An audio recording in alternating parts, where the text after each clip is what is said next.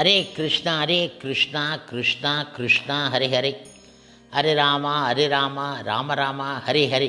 குட்டி கதைகள் 106. இதில் சுந்தனும் உபசுந்தனும் எனும் கதை காண்போம். முன்பு ஒரு சமயம் நிகும்பன் என்ற அரசனுக்கு சுந்தன், உபசுந்தன் என 2 மகன்கள் இருந்தார்கள். அவர்கள் மிகுந்த ஒற்றுமையுடன் வாழ்ந்து வந்தார்கள். உலகையும் வெல்லும் ஆசையுடன் அவர்கள் கடும் தவம் செய்தார்கள். இப்பொழுது அவர்களுடைய தவத்தின் பயனாக பிரம்மா அவர்கள் முன் தோன்றினார். அவரை வணங்கிய சுந்தனும் உபசுந்தனும் உலகையும் வென்று இரவாமல் வாழ வேண்டும் என வரத்தை கோரினார்கள். இப்பொழுது பிரம்மா கூறினார், உலகையும் ஆளும் வரத்தை நான் அளிக்கின்றேன். பிறந்தவன் எவனுக்கும் மரணம் நிச்சயமே, மரணம் அடைந்தவனுக்கு பிறப்பு நிச்சயமே என்றார் அவர். ஆகையால் பிறப்பு என்று இருந்தால் இறப்பும் உண்டு. ஆகையால் மரணம் இல்லாத வாழ்வை அளிக்க இயலாது. வேறு வரம் கேளுங்கள் என பிரம்மா கட்டளையிட்டார்.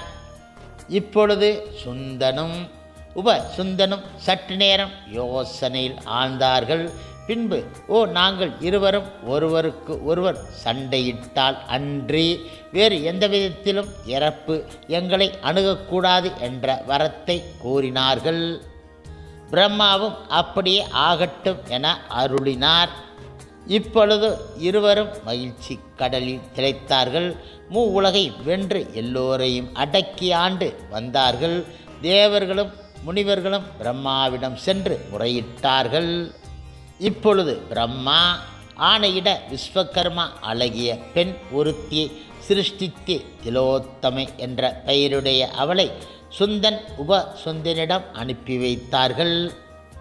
இங்கு திலோத்தமின் அழகைக் கண்டு அவர்கள் இருவரும் இவளை நானே மணப்பேன் என நினைத்தார்கள்.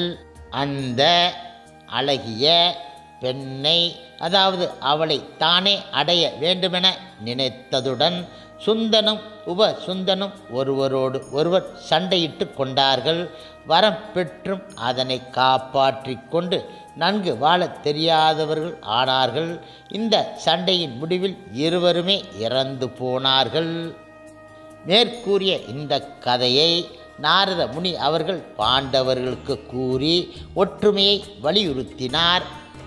ஹரே கிருஷ்ணா கிருஷ்ணா கிருஷ்ணா ஹரே ஹரே, ஹரே ராமா ராம ராமா ஹரே ஹரே. சில பிரபுபாதரின் சேவையில் இஸ்கான் பக்தர்கள்.